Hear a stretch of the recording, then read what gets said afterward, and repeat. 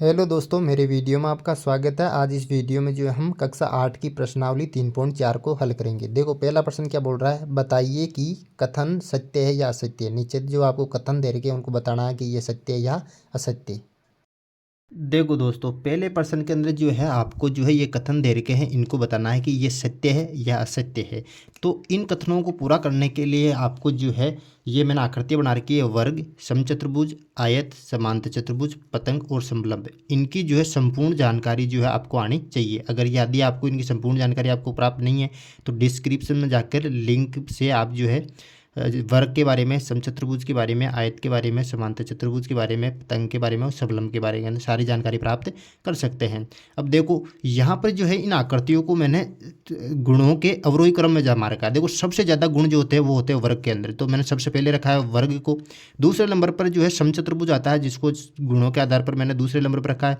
आयत जो तीसरे नंबर पर आता है, समांतर चतुर्भुज चौथे नंबर पर आता है, पतंग जो पाँचवें नंबर पर आता है और समलम जो है छठे नंबर पर आता है। यानी कि सबसे ज़्यादा जो गुण है वो किस में होते हैं, वर्ग के अंदर होते हैं। तो इन्हीं के आधार पर जो है हम इन कथनों को पूरा करेंगे। देखो पहला प्रश्न क्या बोल रहा है, सभी आयत वर्ग होते हैं। यानी कि ये कह रहा है कि सभी आयत जो है वर्ग होते हैं क्या। तो इन आकृतियों में देखो देखो वर्ग पहला आ रखा है, लेकिन यहाँ पर कौन सा आ रखा है, आयत पहला आ रखा है। तो ये क्या हो जाएगा, असत्य हो जाएगा। यदि वर्ग पहले आता और आयत बाद में आता तो ये क्या हो जाता, सत्य होता है। यानी कि सभी वर्ग आयत होते हैं लेकिन आयत जो होते हैं वर्ग नहीं होते हैं। तो ये कथन जो है यहाँ पर क्या हो जाएगा, असत्य हो जाएगा। अब देखो दूसरा कथन क्या बोल रहा है, सभी समचतुर्भुज, सभी ये समचतुर्भुज जो है समांतर चतुर्भुज होते हैं क्या। देखो समचतुर्भुज यहाँ पर पहले आ रहा है और यहाँ पर भी क्या आ रहा है, पहले आ रहा है, और यहाँ पर समांतर चतुर्भुज बाद में आ रहा है। तो सभी समचतुर्भुज क्या हो सकते हैं, समांतर चतुर्भुज हो सकते हैं। यानी कि सभी समचतुर्भुज समांतर चतुर्भुज होते हैं। तो ये हो जाएगा सत्य। ये अब देखो तीसरा जो कथन है वो कह रहा है कि सभी वर्ग, वर्ग का सबसे पहले नंबर पर है वर्ग, और यहाँ पर भी क्या आया, पहले नंबर पर ही आया, और समचतुर्भुज और आयत भी होते हैं। यानी कि सभी वर्ग आयत और क्या होते हैं, आयत और समचतुर्भुज होते हैं। यानी कि सभी वर्ग क्या होते हैं, समचतुर्भुज और आयत होते हैं। तो ये क्या हो जाएगा, ये कथन भी क्या हो जाएगा, यहाँ पर सत्य हो जाएगा। ये हो गया सत्य। अब देखो चौथा कथन, देखो यहाँ पर सभी वर्ग समांतर चतुर्भुज नहीं होते हैं। तो ये कथन क्या, असत्य हो जाएगा। देखो यहाँ पर नहीं आया है, वर्ग पहले तो आया है, यहाँ पर वर्ग जो है समांतर चतुर्भुज होते हैं, लेकिन यहाँ पर क्या गया, नहीं होते हैं। तो ये क्या हो जाएगा, असत्य हो जाएगा, असत्य, असत्य। अब देखो ई क्या बोल रहा है, सभी पतंगे, पतंगे कहाँ पर आ रही है, यहाँ पर लास्ट में आ रही है। पतंगे जो है समचतुर्भुज होती है क्या, यानी कि सभी पतंगे समचतुर्भुज थोड़ी होती है, क्योंकि ये तो बाद में आया और ये क्या आया, पहले आया। यहाँ पर यदि समचतुर्भुज पहले आता और पतंगे बाद में आता तो ये सत्य हो जाता, लेकिन ये क्या आ रहा, पतंगे यहाँ पर पहले आ गया। यानी कि पतंगे समचतुर्भुज होती है, नहीं होती है। यानी कि यहाँ पर हो जाएगा असत्य, असत्य। ये कथन भी क्या हो जाएगा, यहाँ पर असत्य हो जाता। अब एप देखो क्या है, सभी समचतुर्भुज पतंग होते हैं। समचतुर्भुज देखो यहाँ पर आ रहा है, पहले आ रहा है पतंग के, यानी कि सभी समचतुर्भुज पतंग होते हैं। तो ये भी क्या हो जाएगा, सत्य हो जाएगा ये कथन, ये हो जाएगा सत्य। अब देखो ये क्या आ रहा है कि सभी समांतर चतुर्भुज समलंब होते हैं। समांतर चतुर्भुज कहाँ है, यहाँ आ रहा है, ये समलंब के पहले आ रहा है, यानी कि यहाँ पर भी पहले है, समांतर चतुर्भुज समलंब होते हैं तो होते हैं। ये क्या हो जाएगा, सत्य, ये भी सत्य हो जाएगा। अब ये कह रहा है कि सभी वर्ग समलंब होते हैं। सभी वर्ग, वर्ग का यहाँ पर पहले नंबर पर आता है, यानी कि वर्ग पहले आ जाए तो होते हैं, यानी सत्य होता है। सभी वर्ग क्या होते हैं, समलंब होते हैं, यानी कि ये भी क्या हो जाएगा, सत्य हो जाएगा। इस प्रकार से इस प्रश्न को हल करना है, वेरी सिंपल। अब जो है देखो दूसरा प्रश्न, उन सभी चतुर्भुजों की पहचान कीजिए जिनमें चारों भुजाएं बराबर लंबाई की हो और चार समकोण हो। अब जो है दूसरे प्रश्न में देखो, दूसरा प्रश्न कह रहा है कि उन चतुर्भुजों की पहचान कीजिए जिनकी चारों भुजाएं बराबर लंबाई की हो। यानी कि ये चतुर्भुज मैंने यहाँ पर बताए थे पहले ही आपको, पहले प्रश्न के अंदर। ये चतुर्भुज है वर्ग, समचतुर्भुज, आयत, समांतर चतुर्भुज, पतंग और समलंब। इनमें से बताना है कि किनकी चारों भुजाएं बराबर है। यानी किनकी चारों भुजाएं बराबर है। यहाँ पर एक तो चारों भुजाएं किसकी बराबर है, वर्ग की। देखो यहाँ पर जो है मैंने एक लाइन से दर्शा रखा है, यानी कि वर्ग की क्या होती है, चारों भुजाएं बराबर होती है। तो एक तो हो जाएगा यहाँ पर वर्ग, एक हो जाएगा वर्ग। और दूसरा चारों भुजाएं किसकी बराबर है, दूसरा है यहाँ पर समचतुर्भुज। समचतुर्भुज की भी क्या होती है, चारों भुजाएं बराबर होती है। तो दूसरा यहाँ पर आ जाएगा समचतुर्भुज, समचतुर्भुज। ये हो गया पहला। अब देखो दूसरे का जो बी बोल रहा है, यानी कि ऐसे चतुर्भुज का नाम बताना जिसके चार समकोण हो, जिसके अंदर क्या हो, चार समकोण। यहाँ पर एक चतुर्भुज दे रखा है आपको, तो उनका नाम बताना जिनमें चार समकोण हो। देखो एक तो पहला, इसके अंदर देखो 1 2 3 और 4 समकोण दे रखे हैं। तो एक तो हो जाएगा वर्ग, ये हो गया वर्ग जिसके अंदर चार समकोण है। और दूसरा देखो यहाँ पर कोई किसमें है, चार समकोण 1 2 3 4, यानी कि आयत के अंदर, यानी कि दूसरा जो चतुर्भुज होगा वो आयत होगा जिसके अंदर चार समकोण होंगे। देखो तीसरा प्रश्न, बताइए कैसे एक वर्ग है, एक चतुर्भुज, एक समांतर चतुर्भुज, एक समचतुर्भुज, एक आयत। इस प्रश्न में बताना है कि वर्ग एक चतुर्भुज कैसे, एक समांतर चतुर्भुज कैसे, एक समचतुर्भुज कैसे और एक आयत कैसे। देखो अब तीसरा प्रश्न है, देखो इसके अंदर आपको बताना है कि कैसे एक वर्ग एक चतुर्भुज है, यानी कि ये बताना है कि ये जो वर्ग है ये चतुर्भुज कैसे है। तो देखो क्योंकि इसमें चार भुजाएं होती है, इसमें चार भुजाएं होती है। देखो वर्ग के अंदर क्या होती है, चार भुजाएं होती है, इसलिए क्या है, एक चतुर्भुज है। अब देखो दूसरा बोल रहा है कि एक समांतर चतुर्भुज कैसे है। समांतर चतुर्भुज कैसे है, क्योंकि वर्ग की जो है आमने सामने की भुजाएं बराबर व समांतर होती है। क्योंकि वर्ग की आमने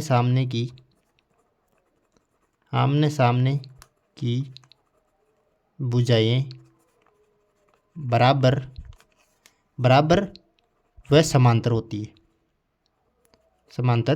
होती है, इसलिए क्या होता है, एक वर्ग क्या होता है, समांतर चतुर्भुज होता है। और समचतुर्भुज, एक समचतुर्भुज कैसे है, वर्ग समचतुर्भुज कैसे है, क्योंकि इसके आमने सामने की भुजाएं बराबर, इसकी चारों भुजाएं बराबर होती है और आमने सामने की भुजाएं क्या होती है, समांतर होती है, इसलिए क्या होता है, समचतुर्भुज होता है। क्योंकि इसकी चारों भुजाएं बराबर होती है, वह आमने सामने की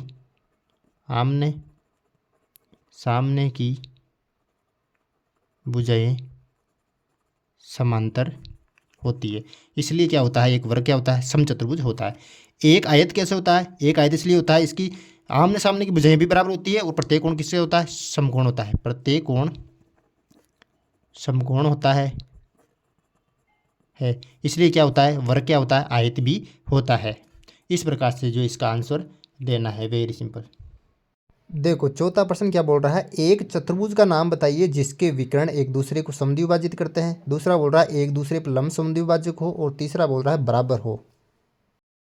देखो दोस्तों चौथे के अंदर जो है कह रहा है कि एक समचतुर्भुज का नाम बताइए जिसके विकर्ण एक दूसरे को समद्विभाजित करते हैं, एक दूसरे को लंब समद्विभाजक हो और बराबर हो। देखो हम पहला देख लेते हैं कि ऐसे चतुर्भुज का नाम बताना है जो एक दूसरे को समद्विभाजित करते हैं, विकर्ण जिसके विकर्ण क्या करते हैं, एक दूसरे को समद्विभाजित करते हैं। देखो यहाँ पर एक चतुर्भुज बना रखे मैंने, इनमें देखो समद्विभाजित करते हैं, तो समद्विभाजित किसे करेंगे, तो देखो यहाँ पर जो है वर्ग, देखो समचतुर्भुज और ये आयत और यहाँ पर है समांतर चतुर्भुज। समद्विभाजित का मतलब होता है कि जो विकर्ण है एक दूसरे को बराबर भागों में बांट देते हैं, यानी कि यहाँ पर देखो, यहाँ पर ये यदि ये विकर्ण 10 सेंटीमीटर का है तो ये 5-5 सेंटीमीटर का हो जाएगा, और ये जो है 8 सेंटीमीटर का तो ये 4-4 सेंटीमीटर का हो जाएगा। तो इस प्रकार जो है यहाँ पर जो है किस किस के विकर्ण, यानी कि समांतर चतुर्भुज के अंदर वर्ग, समचतुर्भुज, आयत और समांतर चतुर्भुज सभी के जो विकर्ण हैं वो क्या करते हैं, एक दूसरे को समद्विभाजित करते हैं। तो यहाँ पर उत्तर लिख लेते हैं हम, यानी कि समांतर चतुर्भुज में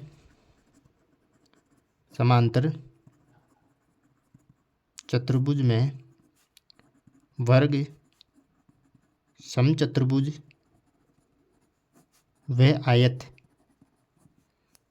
के विकर्ण एक दूसरे को समद्विभाजित करते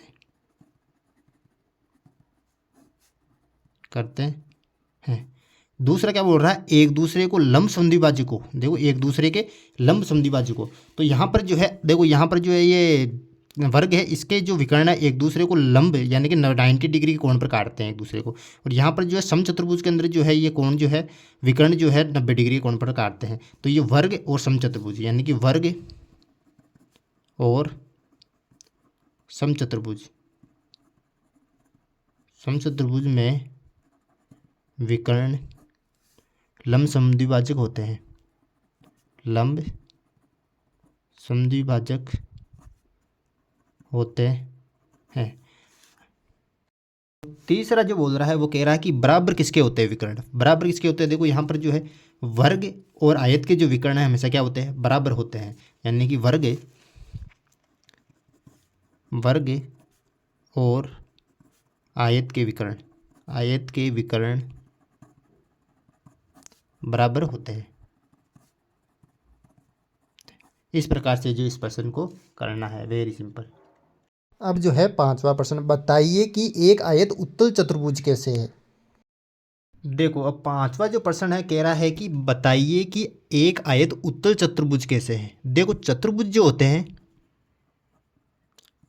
चतुर्भुज दो प्रकार के होते हैं, एक तो होता है उत्तल चतुर्भुज, एक होता है अवतल चतुर्भुज।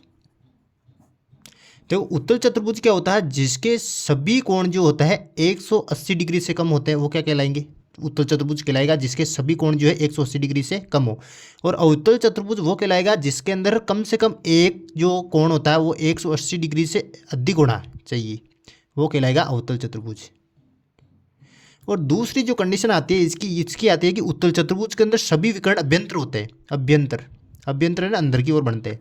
और अवतल चतुर्भुज के अंदर कम से कम एक विकर्ण जो है बाहर की ओर बनता है, बाह्य, ये बाह्य बनता है।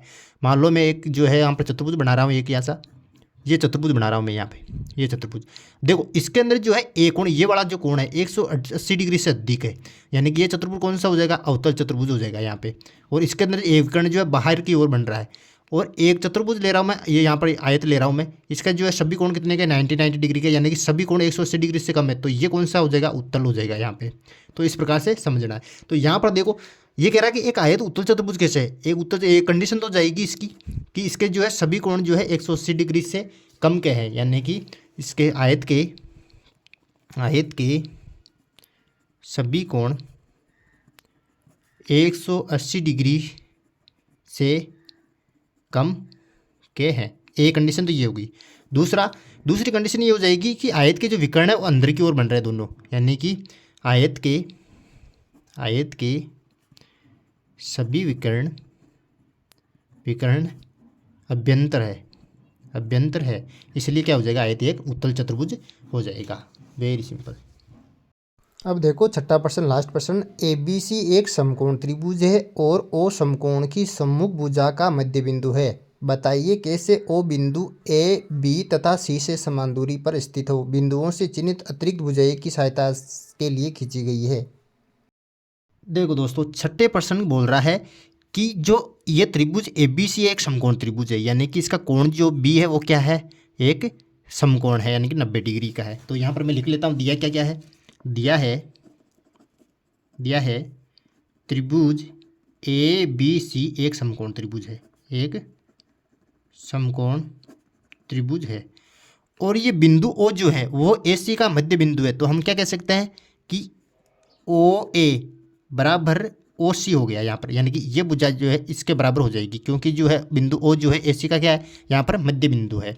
अब हमें सिद्ध क्या करना है, देखो सिद्ध करना है कि बिंदु O जो है ABC से समान दूरी पर है, AB व C से समान दूरी पर है। तो इसके लिए हमें रचना करनी पड़ेगी। देखो रचना क्या करनी पड़ेगी कि मैं जो है यहाँ पर जो है ये O बिंदु दे रखा है, तो इसको मैं यहाँ पर मिला रहा हूँ O से A। अब क्या कर रहा हूँ मैं, OD को इस प्रकार से एक रेखा खींच रहा हूँ OD। मैं O को बिंदु D तक इस प्रकार बढ़ाऊंगा कि किस प्रकार कि OB बराबर हो जाए किसके, OD के। यानी कि यहाँ से इस O को मैं इस प्रकार से आगे बढ़ाऊंगा यहाँ पर कि क्या हो जाएगी, OB जो है किसके बराबर हो जाएगी, यहाँ पर OD के बराबर हो जाएगी। फिर क्या करूँगा, बिंदु D को यहाँ पर बिंदु D आ गया हमारे पास। अब बिंदु D को इस प्रकार से A व C से मिलाऊंगा कि बिंदु D को A व C से इस प्रकार मिलाऊंगा कि कोण ADC ए डी सी कितने डिग्री का हो, 90 डिग्री का हो।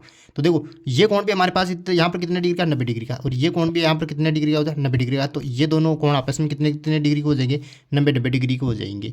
अब देखो ये यहाँ पर ये भुजा इसके बराबर है, यहाँ पर ये जो इसके बराबर है, तो जो है स्वतः ही जो बिंदु ओ जो है किसके बराबर हो जाएगा, अतः मैं लिख सकता हूँ, अतः बिंदु ओ जो है ए बी व सी से समान दूरी पर है, समान दूरी पर है।